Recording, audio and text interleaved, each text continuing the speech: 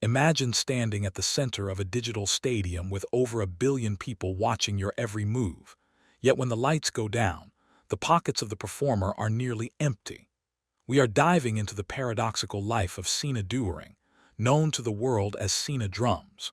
From her quiet beginnings in a German village to becoming a global percussive powerhouse in London, her story is one of immense talent caught in the gears of a corporate machine.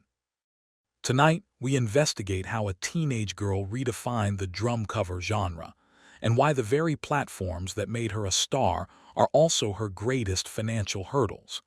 This isn't just about music. It's about the silent war between independent creators and the giants of the recording industry. Every legend has a starting point, but few are documented with the crystal-clear precision of the Wilbury archives. Sina's journey didn't begin on a stage, but in a meticulously curated home studio managed by her father, Mike Wilbury. By the time she was 14, she was tackling arrangements that seasoned professionals wouldn't touch.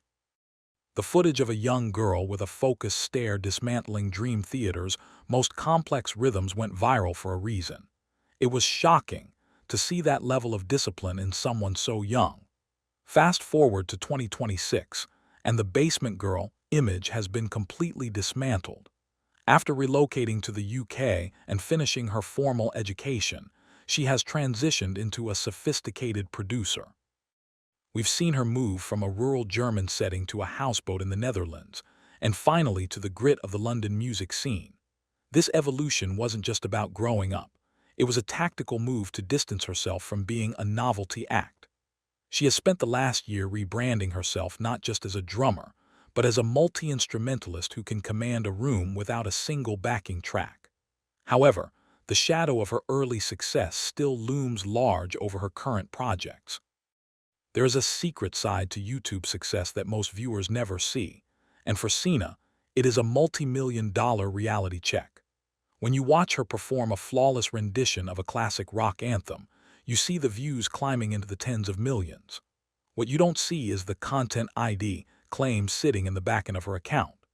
Because she performs covers, the massive conglomerates like Sony, Universal, and Warner Music Group often claim 100% of the ad revenue.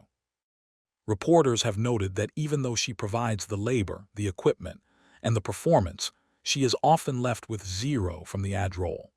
This has led to accusations from the creator community that the system is rigged against the very people who keep these classic songs alive for a younger generation. To survive, Sina had to pivot. She didn't just accept the loss. She built a direct-to-fan empire. By utilizing platforms where fans pay her directly, she bypassed the labels entirely. This financial struggle behind the scenes is what makes her 2026 status so impressive. She isn't just a musician. She is a survivor of a digital landscape that is designed to take more than it gives. But as she moved toward original music, a new set of challenges emerged that threatened to alienate the very audience that built her. What happens when a creator decides to stop giving the people what they want and starts giving them what they need? For years, Sina's audience grew on the back of nostalgia, covers of Dire Straits, Toto, and Deep Purple. But the shocking truth is that Sina wanted out of the cover artist cage. She launched the Kai Project, a massive, international collaborative effort to produce original music. This was her attempt to own her masters and finally see the profit from her own sweat. Our reports show that this move was met with mixed reactions. While die-hard fans supported the transition, the YouTube algorithm is a fickle beast. It rewards the familiar and punishes the new. Sina faced a difficult period where her original work struggled to reach even a fraction of her cover views. Yet she persisted. By 2026, Kai has evolved into a high-end brand of its own, featuring guest vocalists and legendary session players. She proved that she wasn't just a human jukebox, but a composer capable of standing on her own feet. This transition was a gamble that could have offed her career's momentum, but instead, it solidified her as a legitimate artist in the eyes of the industry's elite. It's one thing to have millions of followers. It's another thing entirely to have the godfathers of rock nodding in approval. One of the most revealed moments of her career came when Ian Paice of Deep Purple, a man who basically wrote the book on hard rock drumming, began to publicly praise her work. This wasn't just a passing comment, it was a passing of the torch.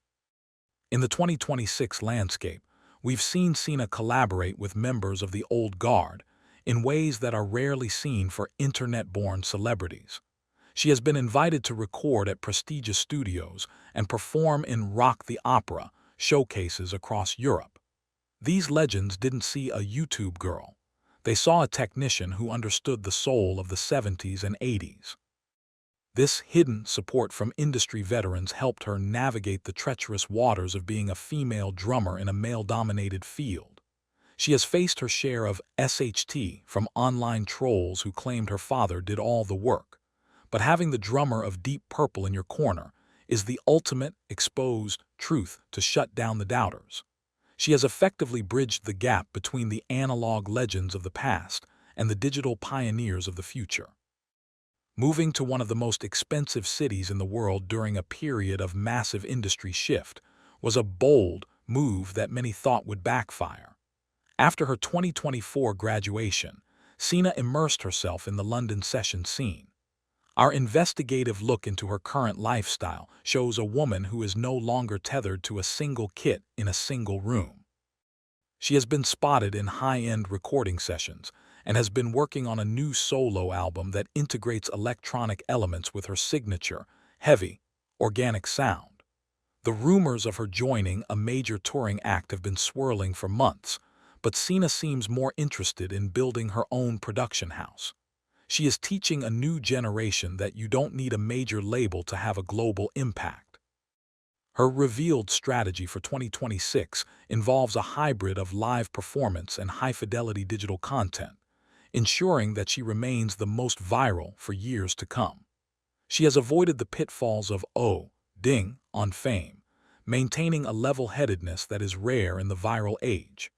As she balances her session work with her personal brand, the industry is watching closely to see if she can maintain this level of independence without burning out. As we close this report, we have to ask, is Sina Drums a success because of the algorithm or in spite of it? She has navigated the accusations of being a product of her father's studio, the financial theft of the copyright system, and the pressure of being a child prodigy under a microscope.